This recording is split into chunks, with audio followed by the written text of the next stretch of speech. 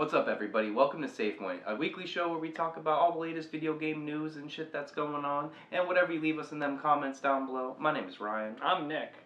And yeah, so we've got a couple interesting things. Yeah, first thing we want to talk about is the new update to No Man's Sky. Is it now worth playing? Pathfinder. That's the question. Pathfinder update. The 1.2 update. So they've added a bunch of junk in here, and I'll go over a quick list of some of the features they've added in, and we'll muse on whether or not they've saved this game, which is... I do not believe they have. They added a permadeath mode. Now when you're playing in survival mode, so they added a little bit more like subtle things to make the difficulties more interesting and a little bit more challenging. Yeah, you basically have to get to the center of the universe in a single generation. Yeah, that's if you do a permadeath mode. So now if you're playing in survival mode, your ships will crash land on planets if they're damaged. Yeah, if they're heavily damaged. There's new trophies now. I don't know if anyone's still excited about those things. So PS4 Pro support, so 4K resolution. No man in 4K. And not that you couldn't do that already if you had a PC. Anyway, so they also added like exocraft vehicles. So there's 3 different styles of these, and they're kind of like rovers. They're kind of like the Mako from Mass Effect. So you can actually kind of travel around your planets now. What it looks like is they've tried to make traversing the surface of the planet more enjoyable, fun. Yeah, you know, they made it so that it's got a boost on it. It's going real fast. You can hang some sick drifts around some mountain curves and stuff. Yeah. And then there's different exos. Yeah, they have 3 different styles, and they say that like they'll be better for different things. And I imagine like one's faster but like less armor. One's a mining thing. Do you need armor? Are there are there even enemy mobs on your planet for you to fight? The little robots that get mad at you every now and then. Like I said, they didn't really add anything as depth. It to, seems like they've touched on the multiplayer elements, but it doesn't. It still seems pretty shallow. You can build a base now. Yeah, your friends and people can visit there, but I don't think you're going to be there at the same time, interacting in the same space, right? No, I don't think so. So it's kind of like light multiplayer elements. It still seems like they need to do a lot more in that category. Can I destroy my friend's house? I mean, is that a thing I can do? That seems like that would be fun for me. Yeah. If I can't see them, at least I can destroy what they love. Yes, absolutely. So I mean, it's cool. I'm glad Hello Games is still trying to do something here to try to win some love back. But this is might be too little, too late. It should have been like this from the get-go. Like if this had been, you know what I mean? Like if they had all these fun things in there. I think they'll get a spike in player base for a little while at least. I wouldn't be surprised to see if like maybe 10%, 20% came back to at least try out the Pathfinder update. But I don't know if it's a full game yet. Like I still don't know. There's just nothing on the planets worth exploring for. Yeah. The only thing that's worth exploring for on the planets is just more BS loot that will help you get to the center of the universe, and then there's nothing at the center. It's just the game starts over again. Games I've played with like planetary exploration kind of started with Knights of the Old Republic. And then it kind of moved on to Mass Effect, and I like them both for the same reason. And what it is that they had really significant story reasons, really rich backstory reasons for you to explore these planets. And you'd find old, little transcripts or messages that told you more about the background story. And I don't really think No Man's Sky really has that. They have a vague story that they only hint on, and it's one of those let your imagination fill the holes kind of thing. But it's like too much. But it's too much. It was totally phoned in. Like they didn't have like a there plan needs to be like you gotta give people a reason to explore. Like exploring for exploration's sake doesn't. There's really no point in having a mystery if there's nothing to solve at the end. Yeah, exactly. They need to be seeking something. Building towards something besides just I guess having the best looking base or I don't even know getting to the galaxy center first. Yeah, and again, there's nothing there. The game starts over, and it supposedly makes it more crazy, but nothing happens. It's just it's not. I mean, permadeath is interesting, but I still don't think it's not the mechanics they were missing. Permadeath mode wasn't what the game lacked. You know what I mean? But anyway, I guess moving on from that, we have a sequel to Shadow of Mordor, Shadow of War. Yeah, it actually got leaked. A Target ad or some ad leaked it early, and that's how people found out the name before they released the first trailer and stuff. And the first trailer was really hype. I suggest you should go check that out. We'll have the links in our for sure. We'll throw some links down there. Little comment box down there. But yeah, so Shadow of War. It's a continuation of the Shadow of Mordor franchise game. Yeah.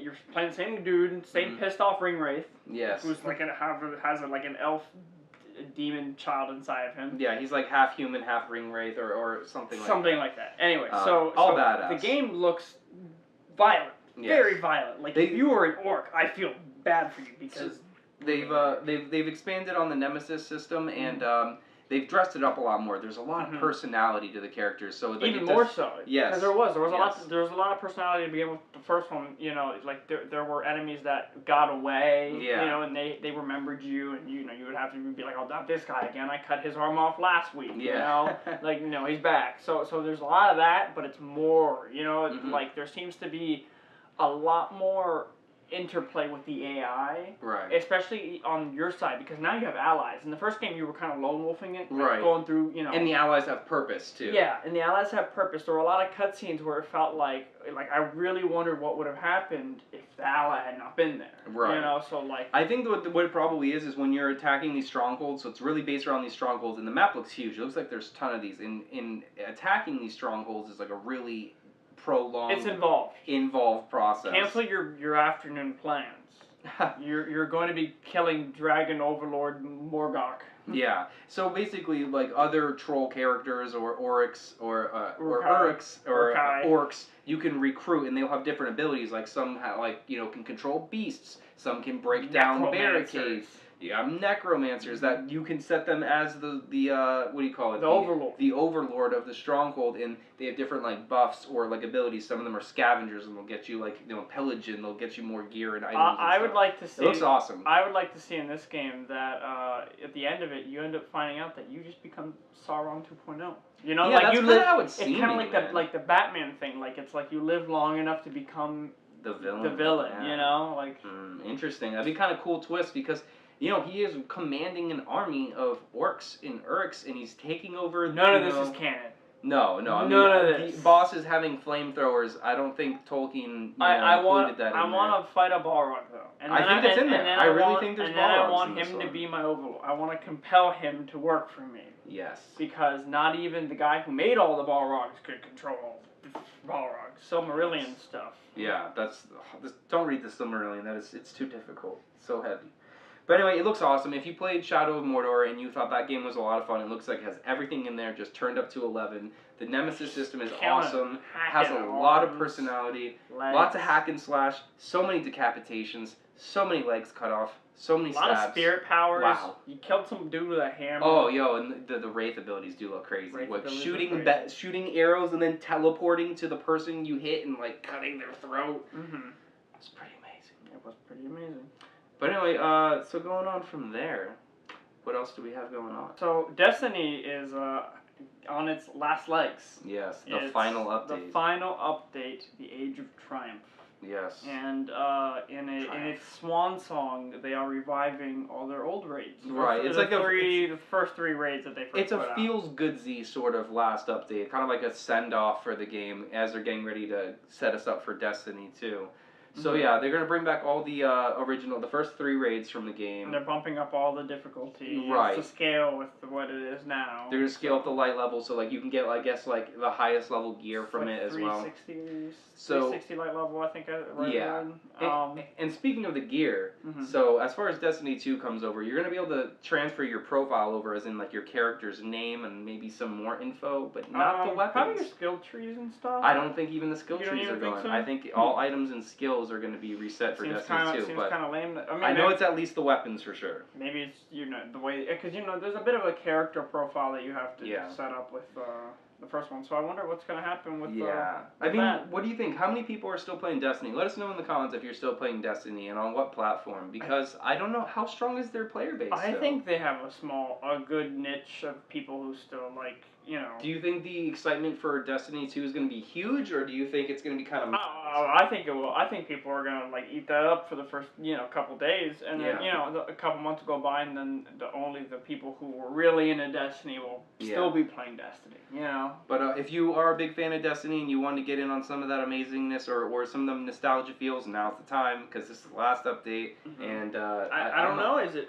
Did you see if it was free or not, or was it included? I know. I think it's a free update. Do not quote me on that, but I'll check and I'll correct myself in my editing if it is. But yeah, I mean, let us know if you're excited about Destiny 2 or if you're excited about this whatchamacallit update here. Path of Triumph.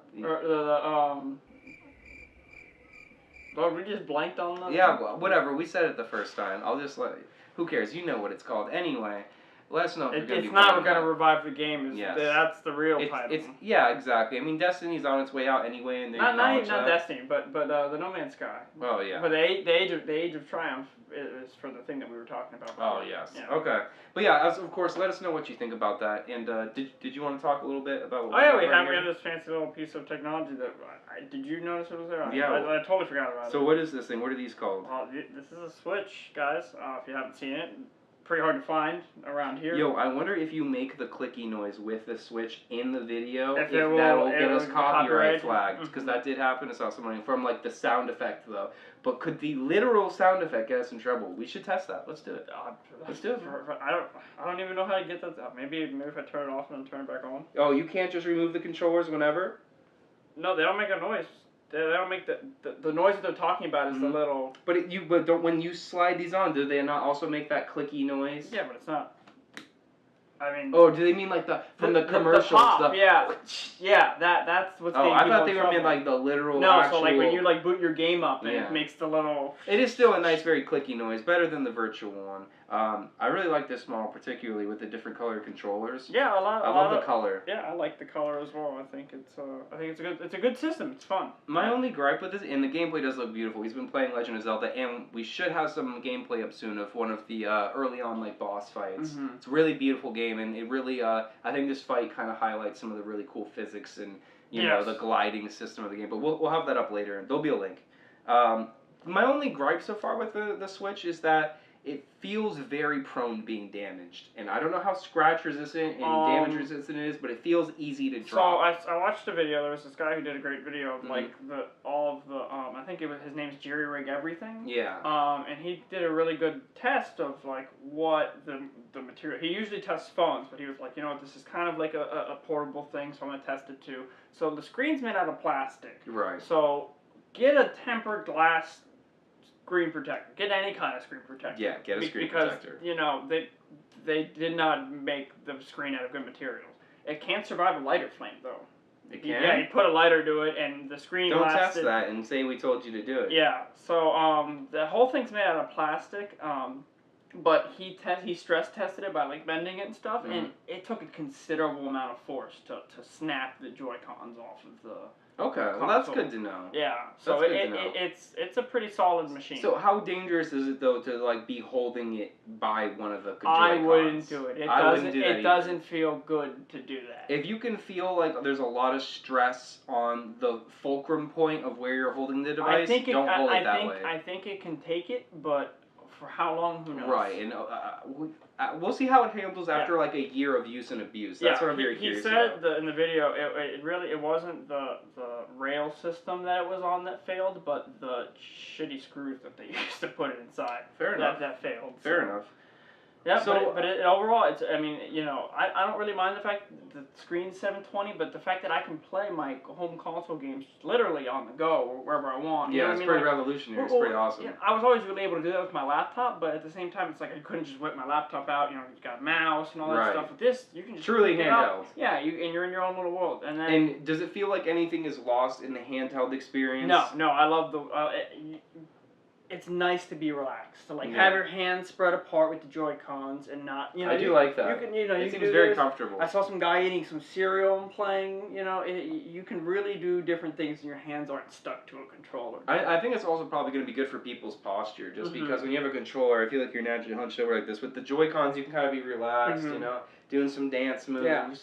But the thing that is not good on the Switch is its shitty kickstand with its terrible viewing angle. Because this thing reflects like a mofo. Yeah, it's not a good angle for, like, the glare that will hit it. But there are accessories that fix that, so can't fault it for that. But let us know, do you have a Switch? What do you love and or hate about it? Let us know something else we should talk about in the future. Let us know your opinions on anything else we talked about. And check out the other videos that we're going to have up here soon. We're going to have some Shovel Knight video. Shovel Knight gameplay. Subscribe. Even if you didn't Shovel Knight gameplay will be coming soon. Well, many more gameplays will be coming soon. But thank you for joining us.